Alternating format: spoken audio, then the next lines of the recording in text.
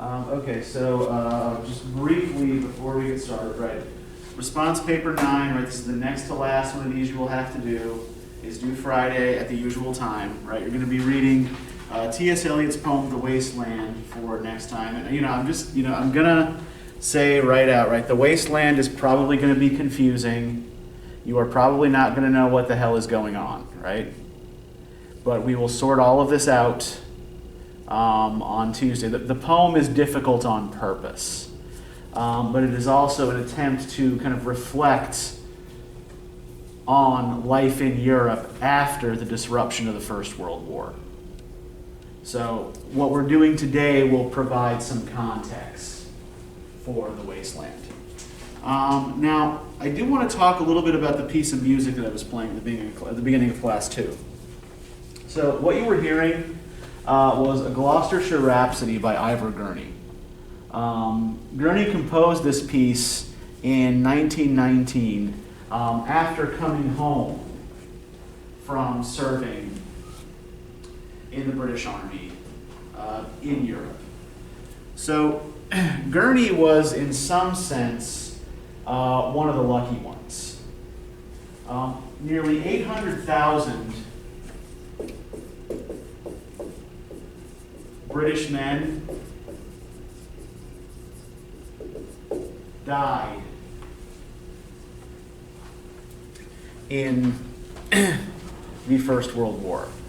And this is only counting specific British casualties, right? So England, Scotland, Wales, and Ireland. This is not counting soldiers from the West Indies, soldiers from Canada, soldiers from Australia, soldiers from India, or from African nations who also fought under the British flag in the First World War. So this is actually a really important historical moment for the British psyche, because nearly a generation of young men is wiped out.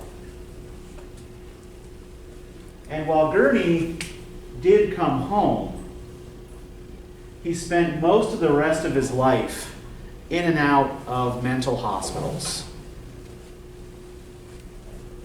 So many of those who did come home were never the same, right?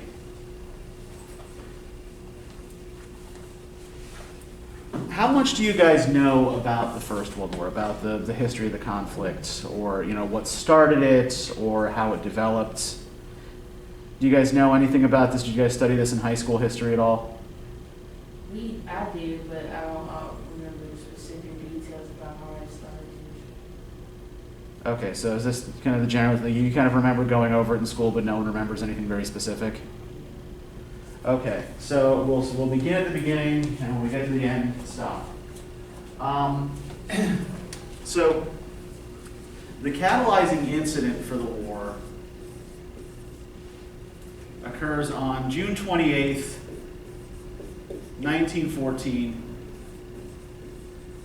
in the city of Sarajevo, which is now in Bosnia and Herzegovina, but then was part of the Austro-Hungarian Empire.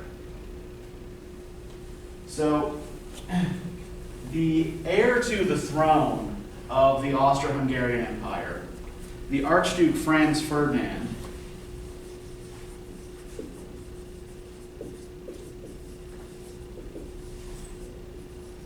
and his wife were assassinated by a teenage Serbian nationalist by the name of Gavrilo Princip.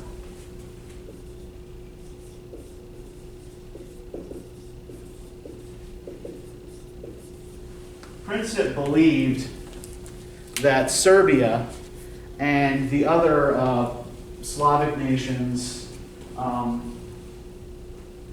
of southeastern Europe ought to be free from the Austro-Hungarian yoke, right? That they should be able to form independent countries.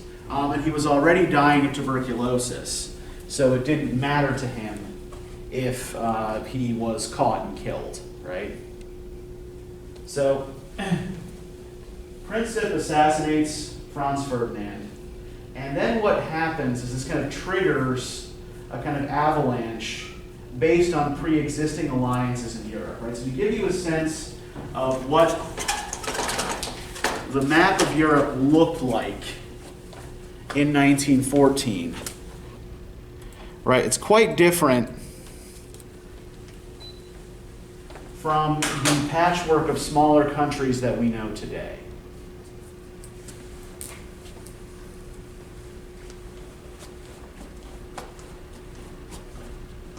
Right, because most of the main powers in Europe were imperial powers, right? So, not only did they control a great deal of territory within Europe, most of them also controlled a great deal of territory worldwide. So, in purple, you have countries that were associated with what came to be called the Central Powers, right? Now, this didn't always follow this particular pattern. The alliances at the beginning of the war, or at least in 1914, were as follows. There were two basic groups that had a balance of power in Europe that were kind of at a stalemate, right? You had on one side what was called the Triple Alliance. The Triple Alliance was made up of Germany, Austria-Hungary, and Italy.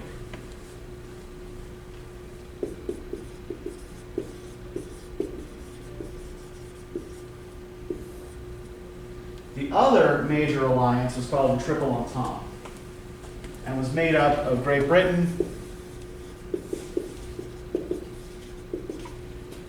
France, and Russia.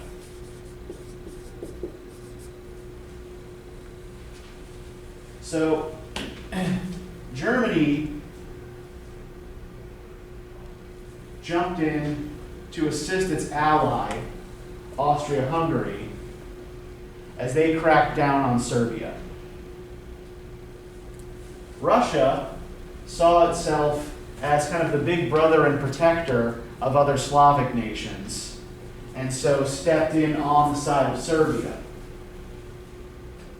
and then brought with them Great Britain and France. So these countries in between here, Belgium, Luxembourg, Switzerland, were all more or less neutral at the beginning of the war.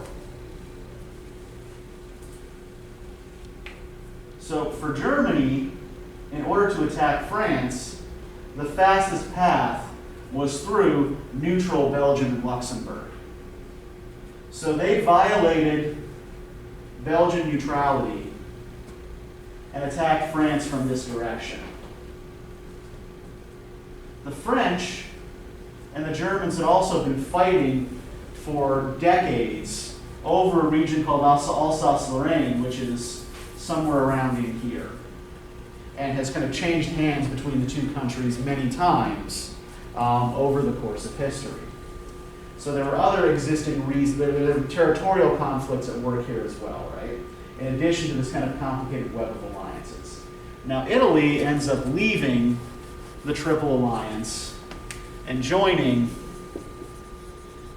the Triple Entente instead. And this Triple Alliance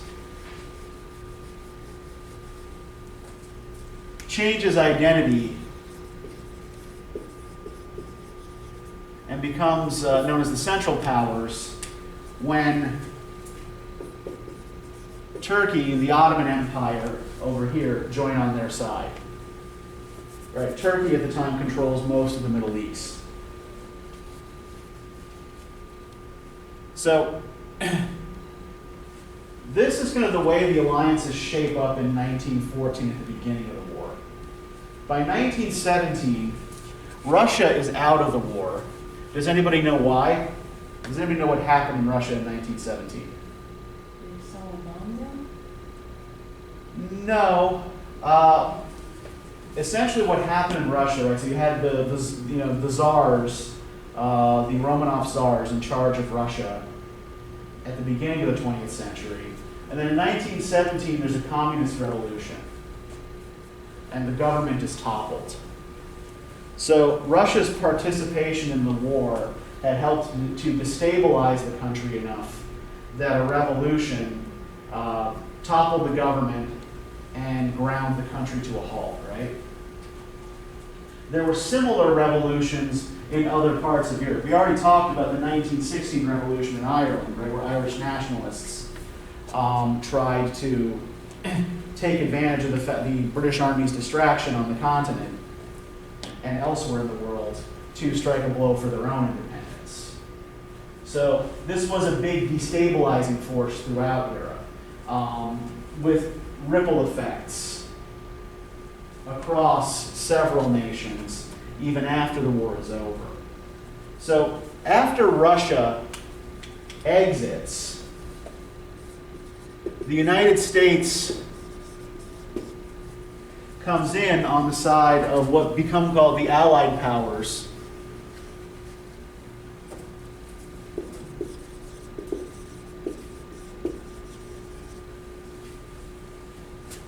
And helps tip the balance in their direction, right? But the casualties are much lower for Americans in World War I, in part because there are no battles fought on American soil, and also because the war continues for less than a year after the U.S. enters, right? So we enter in the waning moments of the war. So this ends up reshaping Europe politically, right? Germany Germany and Austria-Hungary are, essentially made to sign a crippling treaty that damages them both economically and militarily, and then lays the groundwork for their later grievances in the Second World War. And Britain and France, even though victorious, have suffered a great deal of population loss and economic damage, right? So in Britain, the big deal is population loss, right? That generation of young men that either don't come home or come home damaged.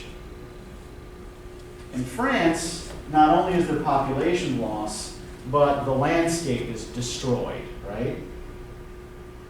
There's a great deal of valuable farmland that is ruined. Several towns and villages are wrecked and deserted. And a lot of this has to do with what makes the First World War different from other wars. This is the only war that was ever fought in this particular style. Right? Does anybody know how World War I was fought, basically? What a World War I battlefield looked like?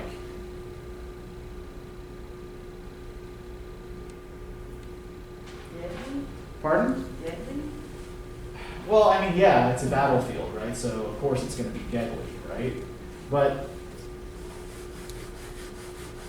the way wars had been fought from time immemorial, right, was you got two armies at either end of a field. You start with a volley of fire, whether it's arrows or rifles, right?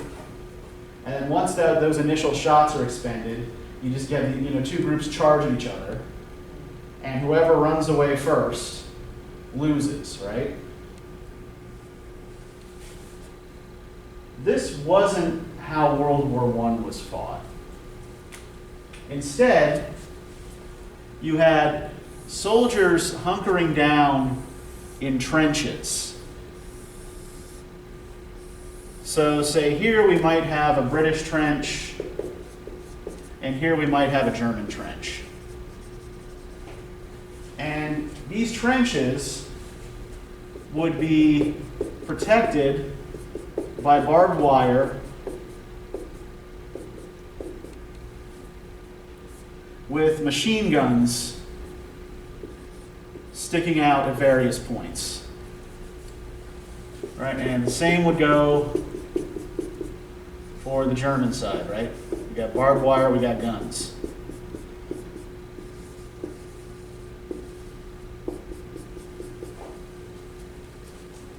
So most of the time, if you were a soldier, you would be sitting in one of these trenches waiting for something to happen.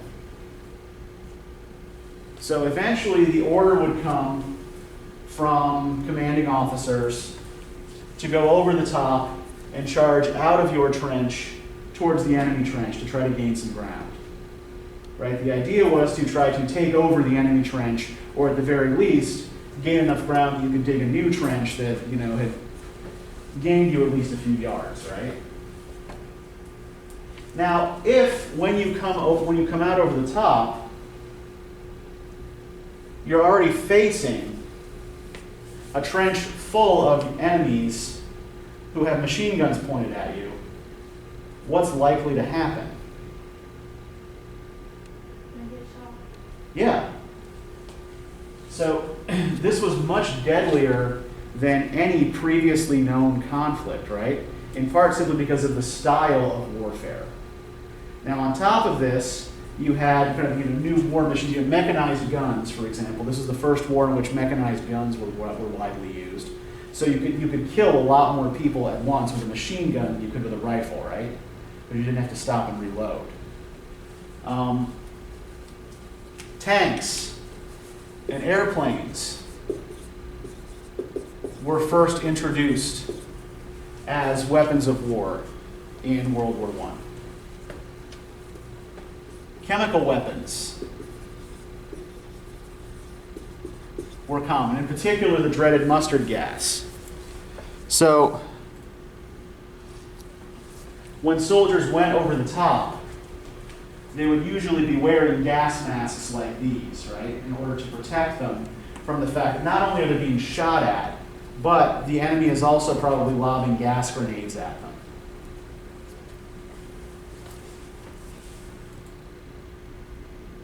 And there were other risks from life in the trenches as well. So, does anybody know why this doctor is inspecting these men's feet? They gotta run? Pardon? Because they gotta run? It's not because they have to run. He's not like checking for fallen arches or anything like that. He's checking instead for an infection that was called trench foot. That hobbled a lot of soldiers. It essentially came from standing in the mud and the water seeping into your boots. And, creating conditions for bacteria that would then cause infections if you had any little cuts or scrapes on your foot. So trench foot was a major problem. Diseases spread by lice and by rat bites. And there was also a condition that was known as shell shock that affected a number of soldiers.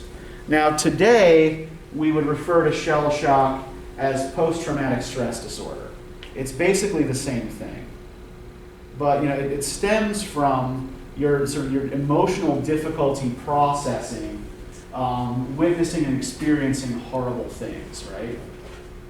Right? You witness or are a part of something so traumatic that it causes you to shut down or to break from reality, right? So, for example, one of the poets that we are reading for today, Wilfred Owen, at one point during the war was trapped for a couple of days with no company but the remains of another officer who had died. And he's just stuck in this place with a dead body until someone can come and rescue him. And so the experience for him was so traumatic that he had to be sent home for a little while and treated for shell shock.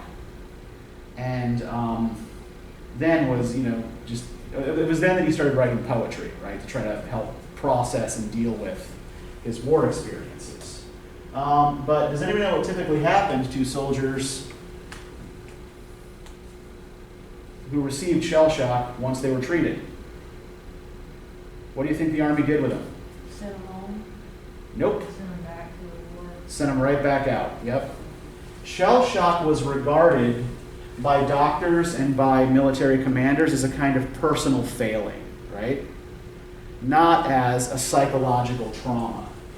If you got shell shock and couldn't get over it, it was a sign of your weakness, not a sign that you had actually experienced something deeply disturbing that you needed help to deal with, right?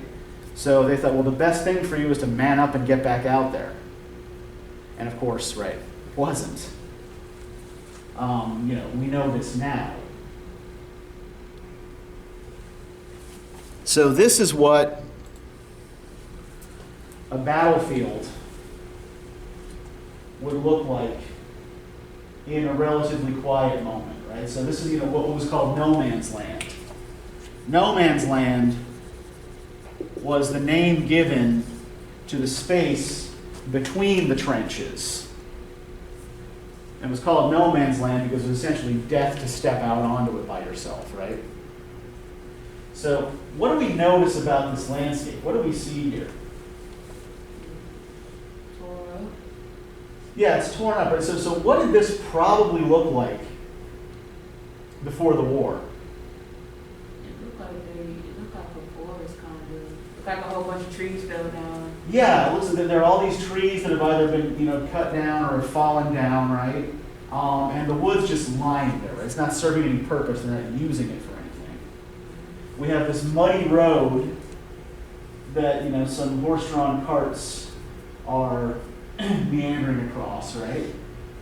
And yet we have what looks like it was once probably a fertile landscape, right? That has now just become a muddy wasteland.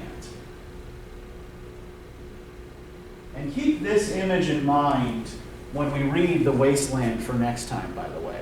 Eliot did not directly participate in the war, but his work is very much influenced by the general psychological trauma generated by the war.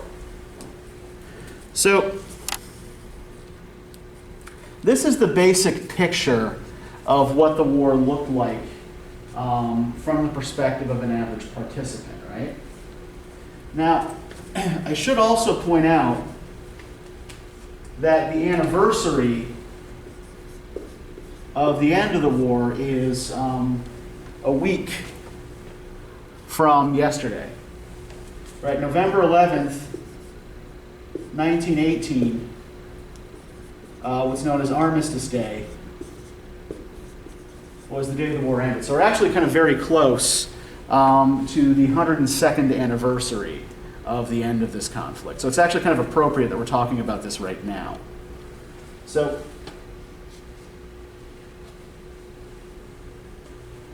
before we go into talking about war art more specifically, let's look at how the conflict looked to people on the home front at the beginning in 1914. So I want to turn to page 139 to the poem by Rupert Brooke.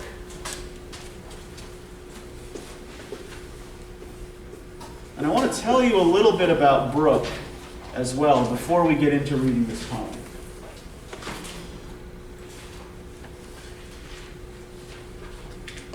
So this is Rupert Brooke. Brooke was, in addition to being a poet, a classics scholar at the University of Cambridge. And as you can see, you can tell by the dates given for him here, he's quite young when he dies. Brooke was not only an exceptionally popular poet, he was also like kind of a popular male pinup for young British girls in the early 19-teens.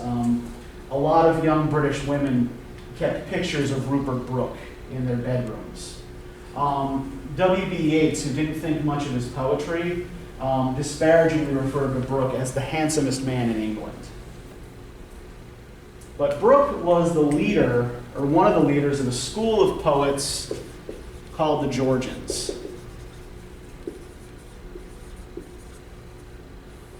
The Georgians were so called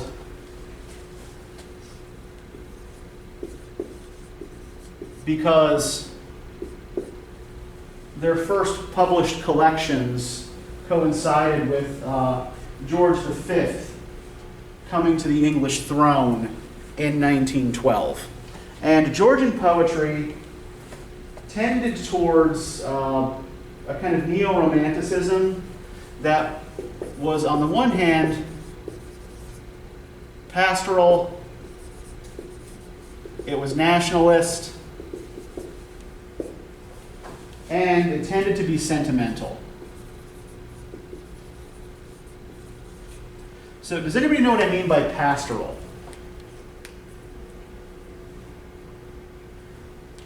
I will take your silence to mean no.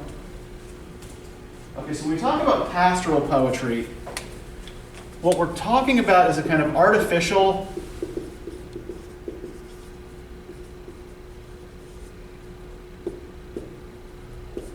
rural landscape and idiom. So pastoral poems are usually poems that are written by sophisticated, educated urban poets who are trying to make it look like they are deeply inspired, and they may indeed be deeply inspired by these places, but like that they're deeply inspired and deeply connected to rural places and to rural landscapes, right? So Georgian poetry tended to celebrate rural England in a fairly uncritical, sentimental, and deeply nationalistic way. Kind of like think a little bit about how when we talked about the Irish literary revival last time, right? Do you remember how that urban-rural divide in Irish literature and culture played out? Where was the true Ireland supposed to be? The West. Yeah, the rural West, right? Georgian poets coming along a little bit later were doing a similar thing in regards to the English countryside. And we can also see that early English recruiting posters are operating in the same kind of sphere, right? They're using the same kind of visual language, making the same kind of argument, right?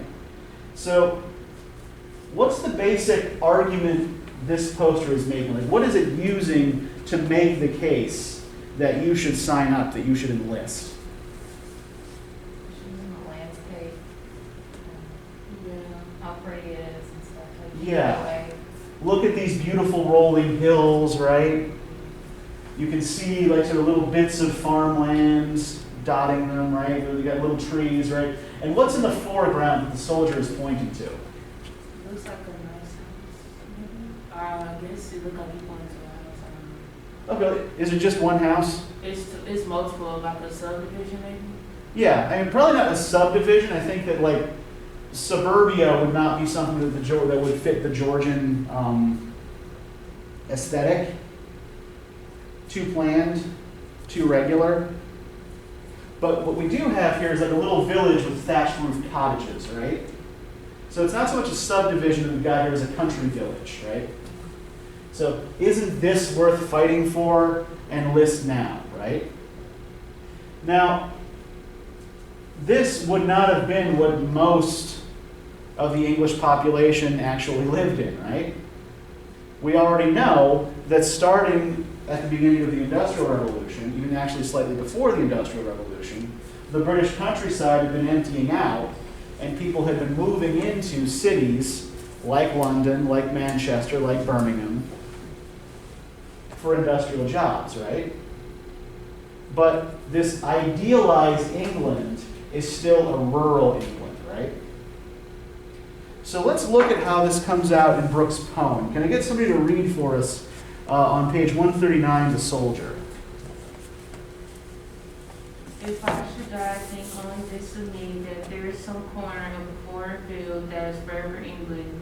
There shall be in that rich earth for richer dust concealed, a dust whom England bore, shape made aware, gave once her powers to love, her ways to roam, abide England's breathing English air, washed by rivers, blessed by sons of hope.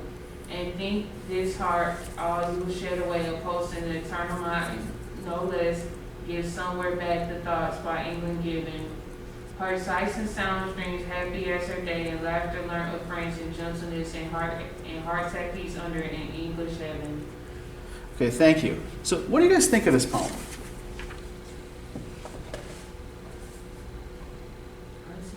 All over the place a little bit. Why do you what about it seems all over the place to you?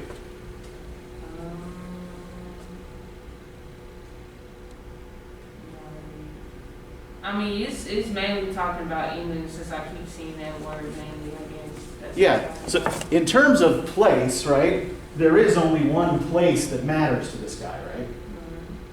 England. So we see that intense nationalist sentiment that's typical of the Georgians, right? Let me ask you this. For a poem called The Soldier, what seems to be missing? Okay, well, this is the soldier speaking, right? But what would we expect a poem called The Soldier to be perhaps more directly concerned with? Yeah. And is there any real direct reference to war here? Or any kind of description of war experience? Only thing is if I should die, I think only this of me, that's it. That might say he's going Yeah. to the war.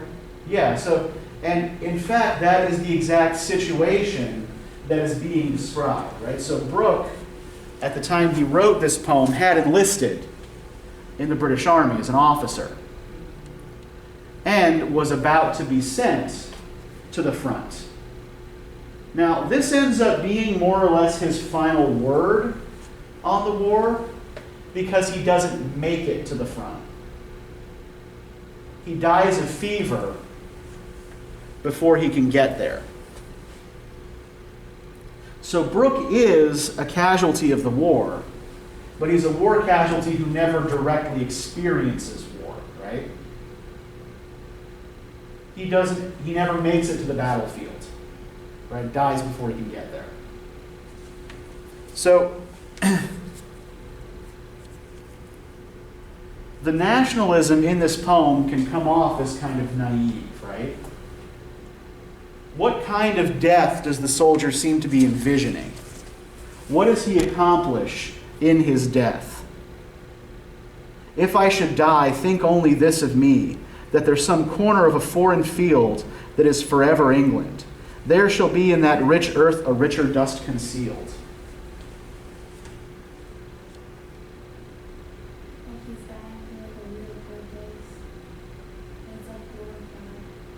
And what is that purpose? What is that real purpose? Preserving the true world. And not just preserving it, but also spreading it, right? Where he dies on that foreign field, right? There is some corner of that field now that will be forever England, right? Because as he talks about in the second stanza, right, everything that has gone into the creation of his being is English, right? That he is an embodiment of England, a dust whom England bore, shaped, made aware, gave once her flowers to love, her ways to roam, a body of England's breathing English air, washed by the rivers, blessed by sons of home. So that richer dust that's concealed within this foreign field, this corner where he falls, or where he'll be buried, is English dust, right? So this place becomes enriched with the dead soldier's Englishness. Now, I'd like to turn to a different poem with a different take on similar themes. If we go to page 161, Wilfred Owen's poem, Anthem for Doomed Youth. Can I get a volunteer to read that for us, please?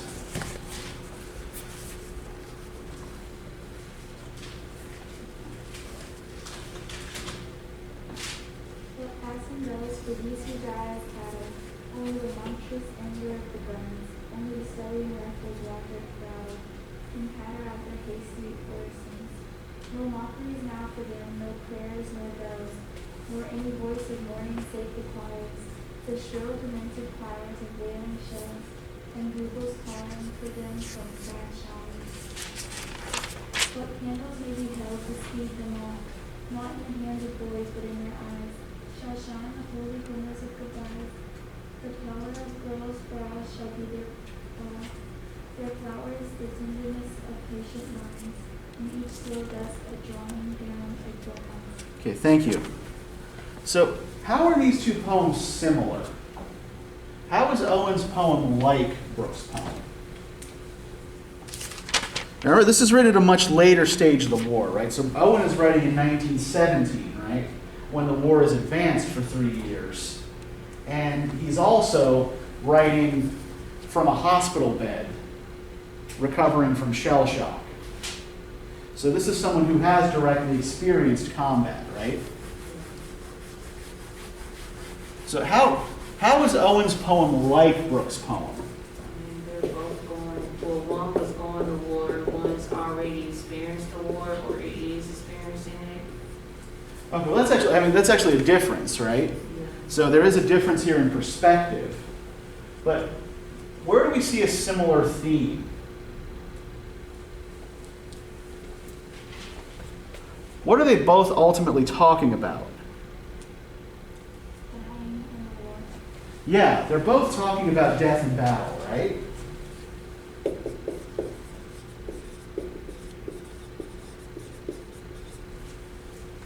How does Owen's depiction of death and battle differ from Brooke's? Does Owen's depiction of it look at all glorious?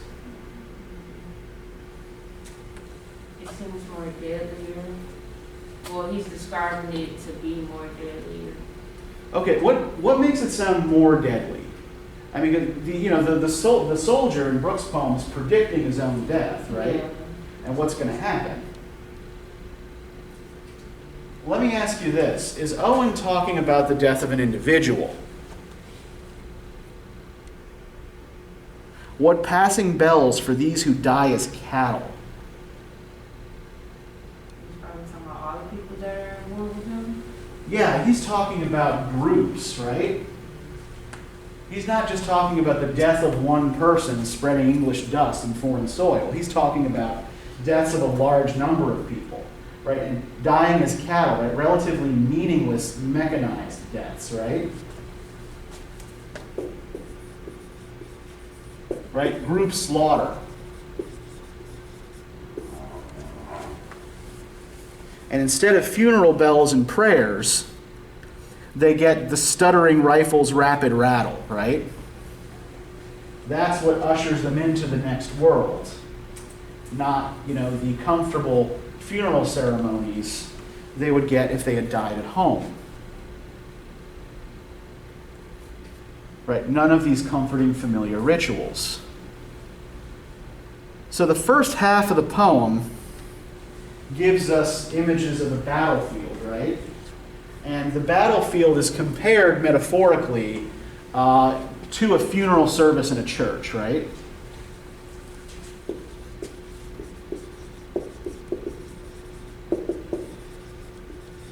Right, we have we already mentioned the stuttering rifles, rapid rattle, pattering out their hasty orisons, right, their hasty prayers. What passing bells for these who die as cattle, right, the funeral bell ringing in the church steeple. No mockeries now for them, no prayers nor bells, nor any voice of mourning save the choirs, the shrill, demented choirs of wailing shells. Right, so instead of a church choir singing them to their rest, right, the sound they get is the sound of shells cutting across from the other trench into theirs, right? And bugles calling for them from sad shires.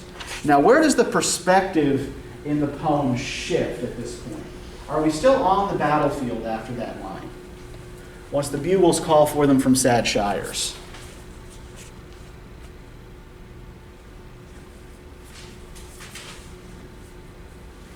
No.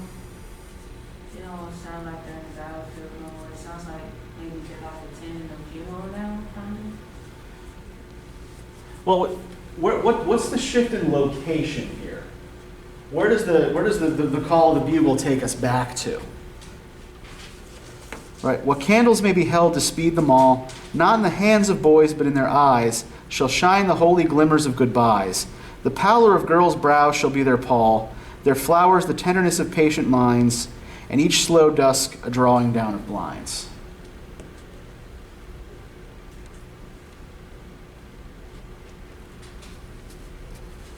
So, what this is supposed to represent is home, right? And the places that these soldiers have left behind and will never be coming back to, right? So we go from the battlefield to the homes and villages and the people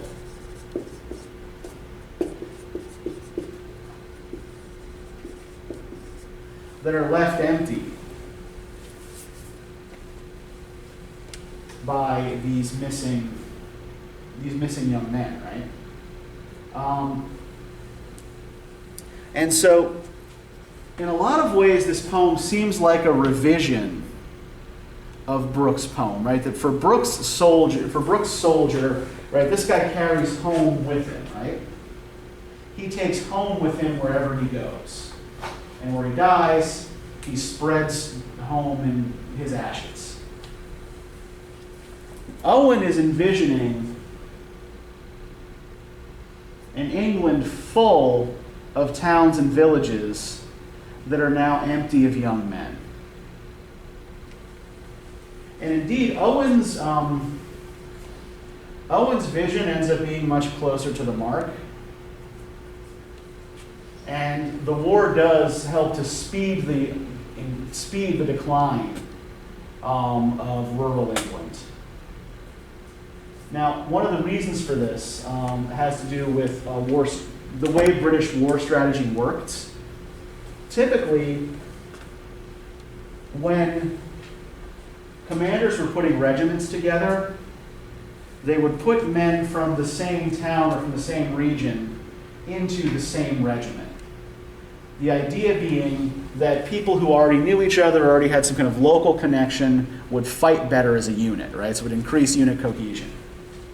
And that more or less worked with that old style of warfare, but it became disastrous in the First World War when whole regiments were wiped out by machines. Right? The unanticipated consequence of this was like maybe the unit hung together a little better, but it also meant that if a regiment got wiped out, as happened much more frequently in the First World War than in past wars, the whole town was going to get wiped out. Or at least a whole generation of young men from a particular town, right?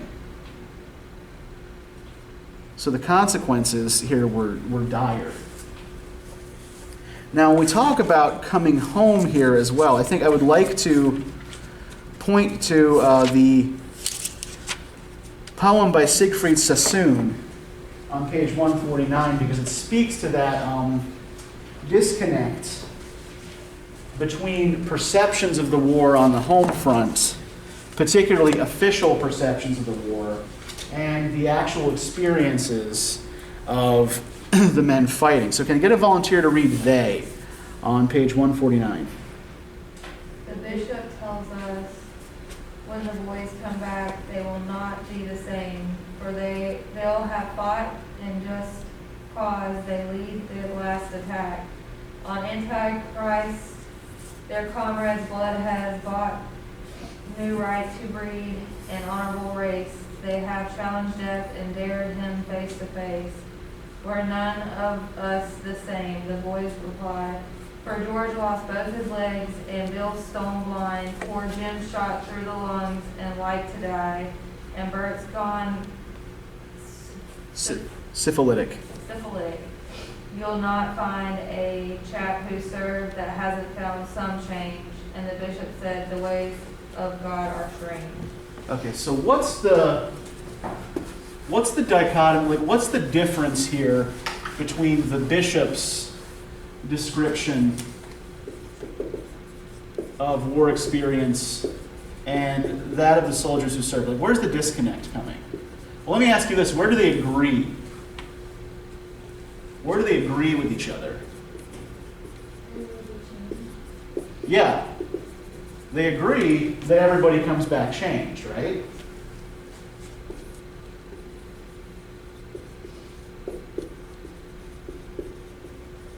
What kind of change is the bishop arguing happens?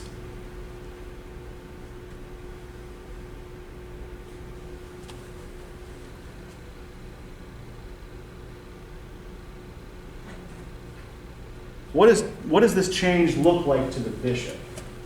Like they'll be less. Did that make sense? Well, does the bishop think that they're going to come back messed up?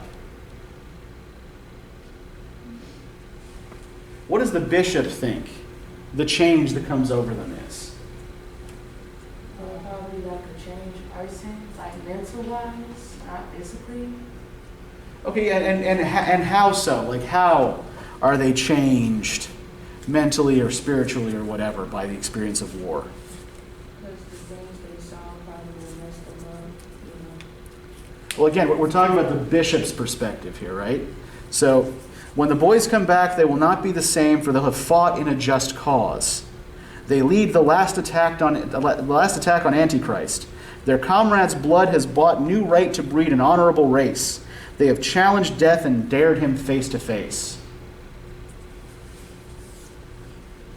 So one of the things the bishop is doing, right, is conflating patriotism and religion, right? He's treating these as though they're the same thing, which would not necessarily be unusual for a Church of England bishop in 1916, right? Because remember that the Church of England is an official state religion, right? So if you're a Church of England vicar or a Church of England bishop, you are an employee of the British government, right? You're part of the larger government structure. So it's not weird necessarily that the bishop is linking these two things together, right? But he seems to be arguing for a positive change, right? That these men are going to come back better, stronger, braver. That they will be sort of tempered in the fires of war and come back even better than they were before, right? And then how do the soldiers respond to this, the people who have actually been on the front? Does their experience match the bishop's expectations? They are all changed, right? They're irrevocably changed, but they're changed in that they're damaged. Right? One of them's a paraplegic now. One of them's blind. Another's got a crippling lung injury and will probably die of it. One of them got syphilis. Right? So everybody who's actually been on the front knows that, yeah, we're changed, but not for the better. What is it? What did you say? Paraplegic? Yeah. A paraplegic is someone who has lost the use of who's lost the use of their legs. Oh. A quadriplegic is someone who has lost the use of all of their limbs. So, this is actually probably not a bad time to think back to what we were talking about at the beginning of class when I played the Ivor Gurney piece for you, right? This was Ivor Gurney's basic situation. Here's this guy who, is studying music on a scholarship at a prestigious academy in London. He gets called up to go to war. He goes, and then when he comes back, he lives for about another 20 years. But the whole time that he it's essentially disrupted his once promising career as a composer, right? Because he's spending so much of his time in and out of mental hospitals. Other lives get cut. We just talked about Wilfred Owen, right? Owen died less than a week before the armistice was signed. He made it almost to the end of the war and was killed less than a week before it ended. Now, if we look at Isaac Rosenberg, Rosenberg is a particularly interesting case for a number of reasons.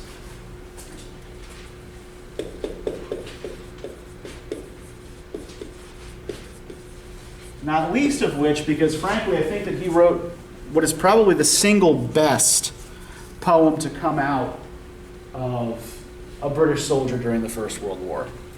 But also because Rosenberg is, in multiple ways, an outsider, both in Britain and in the army.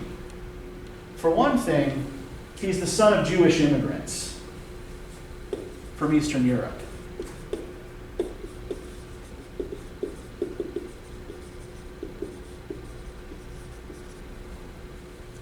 And he grows up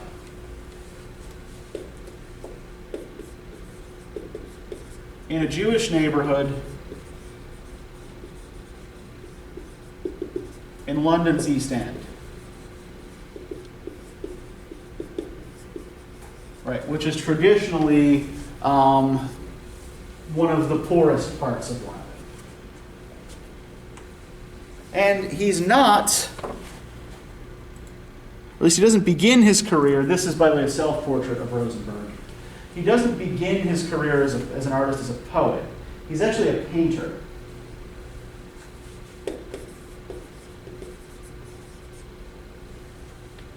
And because he had showed early skill and early promise as a painter, his neighborhood in London's East End got together and paid for him to attend the prestigious Slade School of Art. So here we've got this working class Jewish immigrant kid who's got this talent that his community wants to invest in, right? Everybody in the neighborhood wants to pitch in to help Isaac Rosenberg go to art school. And he's forced to enlist eventually by financial necessity. He has a mother and sister he has to support. And he can't do that as an art student. So he enlists in the army as a private and goes off to the front. Now, Rosenberg was actually rejected for service the first couple of times he tried to enlist because he was too short. At the beginning of the war, I think you had to be at least 5'4" to enlist in the army. I forget what the exact measurement was. Rosenberg was 5'1". So he was a little guy.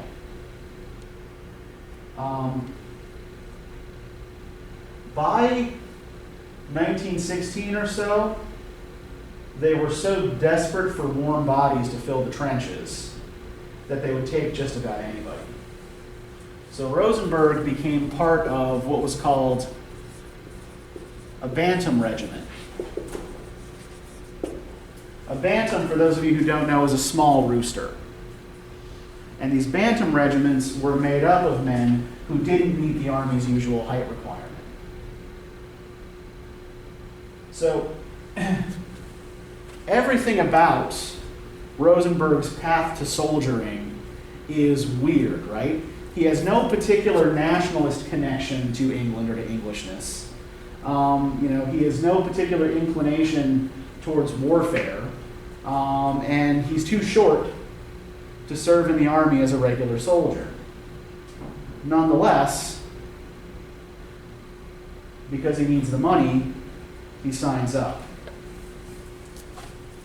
He also dies in the final months of the war. And this is an early self-portrait, sort of before he goes off to war. This is a landscape painting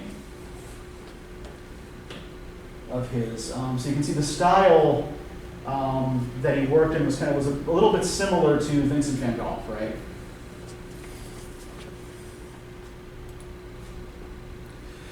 This is another slightly later landscape. You can sort of see his style evolving a little bit. But it never really gets the chance to because he dies in the fields in France. And the reason why I point out Rosenberg's whole story here, right, where usually I don't care very much about biography, is that Rosenberg's death is a tragedy not just for him and for his family, right, but also for a whole community that had invested a lot of money and a lot of hope in him. And I think this is one of the things I'm trying to get across about the British experience of World War I, right? That even for those who didn't serve on the front, there's a great deal of trauma as the young men who were supposed to be there, right, who were supposed to grow up and take on roles in the community, don't come home. So let's look at break of day in the trenches. And we'll put the lights back on, right, as though it's daybreak. You can turn this off now. Can I get a volunteer to read this for us? The darkness crumbles away. It is the same old truth. Time is ever only a live alive. Live thing. A live thing leaves my hand, a queer sardonic rat, as I pulled the Carpex poppy to stick behind my ear. Draw rat, they would shoot you if they knew your cosmopolitan sympathies. Now you have touched this England hand, you will do the same to a German soon, no doubt. If it be your pleasure to cross the sleeping green between, it seems you inwardly grin as you pass, strong eyes, fine limbs, hardy athletes, less chance than you for your life, bonds to the whims of murder, sprawled in the knowledge of the earth, the torn fields of France. What do you see in our eyes as the shrieking iron and flame hurled through still heavens? What quaver, what heart aghast? Poppies whose roots are in veins. Drop in it are ever dropping, but mine and my ears say just a little white with the dust. Okay, so let's see if we can describe the situation that is pointed out here in the poem. So what actually happens in the poem? Yeah, so we've got a guy sitting in the trenches, right? It's dawn, and a rat jumps into his hand. And he's having a conversation with this rat, right? Or basically a one-sided conversation because rats don't talk. But he is addressing the rat, yeah.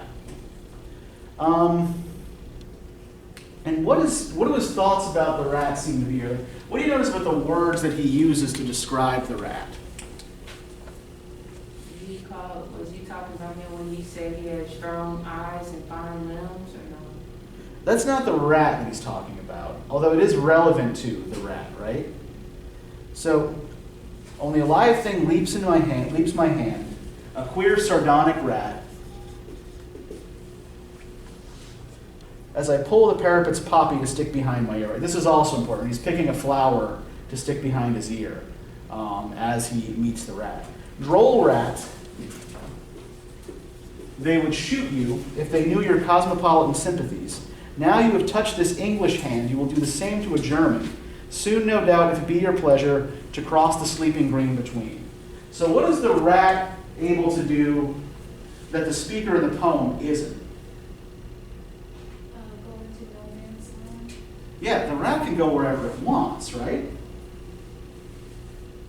The rat can go and cross what is poetically described here, like ironically described as the sleeping green, right? It can touch an English hand, it can touch a German hand, right? It doesn't matter. The rat doesn't care. And neither side is going to bother shooting a rat, right? So when he describes the rat as cosmopolitan, do we remember what this means from our discussion of the dead in David O'Conroy? What does it mean to be cosmopolitan?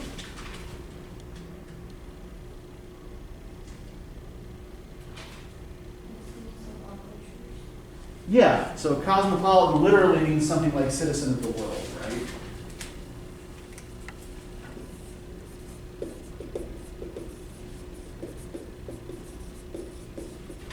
So the rat is a creature that knows no country, that knows no national loyalties or boundaries, right? It just goes where it will, goes where it wants, touches and bites wherever the hell it feels like. Soon, no doubt, it will be your pleasure to cross the sleeping green between. It seems you inwardly grin as you pass strong eyes, fine limbs, haughty athletes, less chanced than you for life. So when he's talking about the strong limbs, fine limbs, strong eyes, fine limbs, haughty athletes, he's not talking about the rat there. Who is he talking about? Soldiers. Yeah. And these strong, healthy soldiers are less likely to survive than the rat is, right? That's the irony that he's pointing out here. Like why he keeps referring to the rat as grinning, sardonic, droll, right? All of these words that kind of suggest mockery on the part of the rat, right?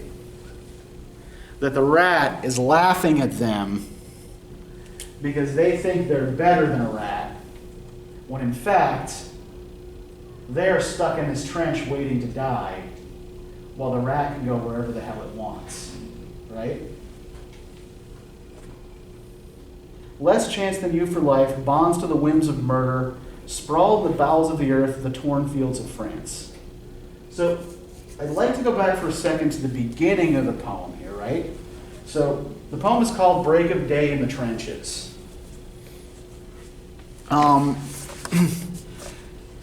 Does the first line of the poem suggest a sunrise to us in the usual way?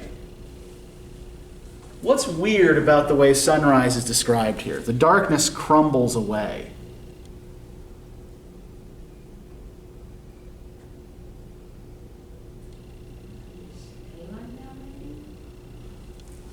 Well, but that wouldn't be weird, right?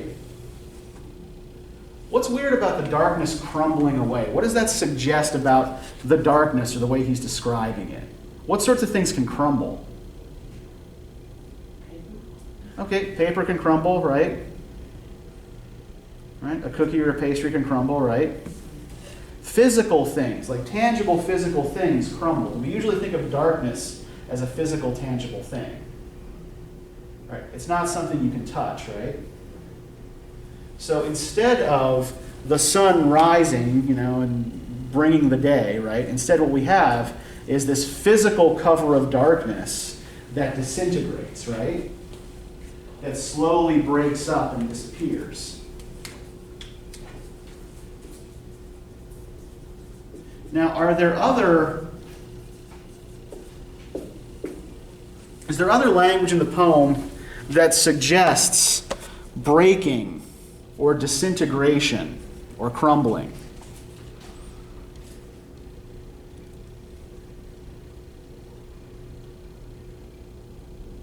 The torn fields of France. Okay, well, yeah, we've got the torn fields of France, right?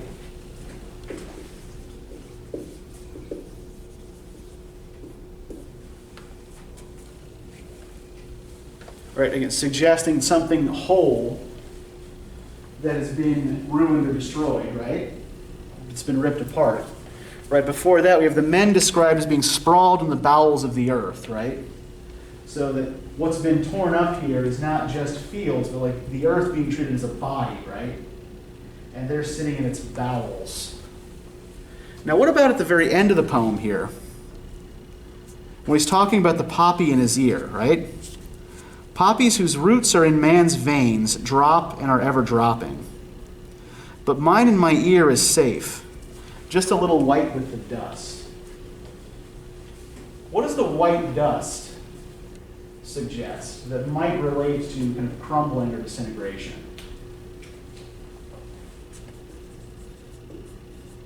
And maybe the flowers now can say that.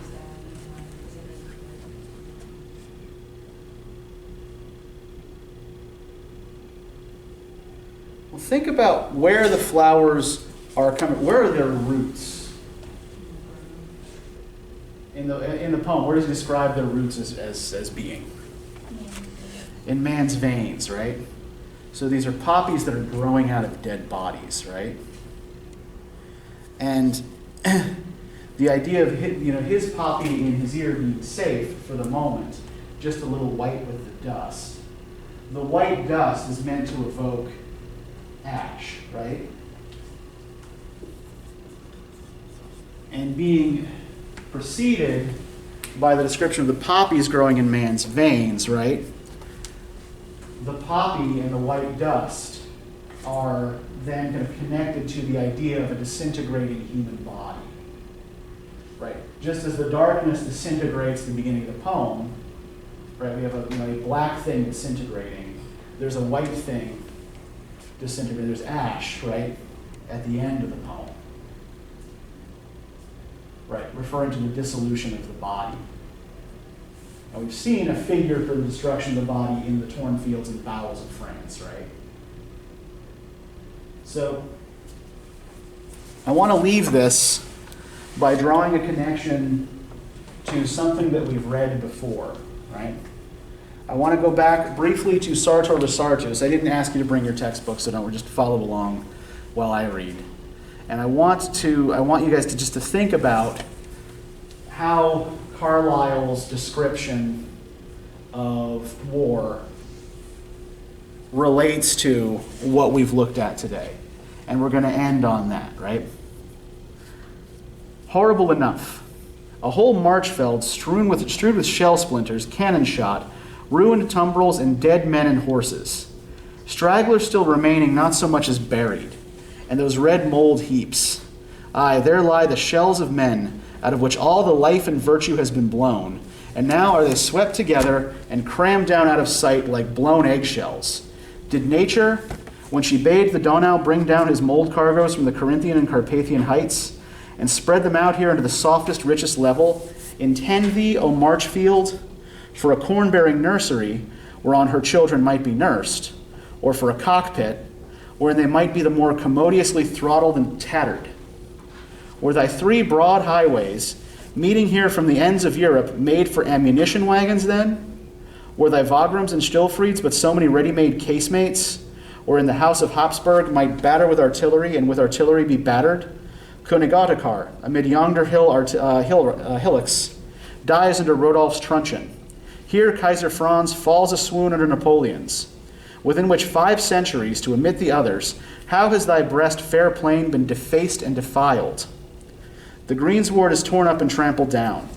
Man's fond care of it, his fruit trees, hedgerows, and pleasant dwellings, blown away with gunpowder. And the kind seed field lies a desolate, hideous place of skulls. Nevertheless, nature is at work. Neither shall these powder devilkins with their utmost devilry gainsay her, but all that gore and carnage will be shrouded in, absorbed into manure, and next year the Marchfeld will be green, nay greener. Thrifty, unwearied nature, ever out of our great waste deducing some little profit of thy own, how dost thou from the very carcass of the killer bring life for the living?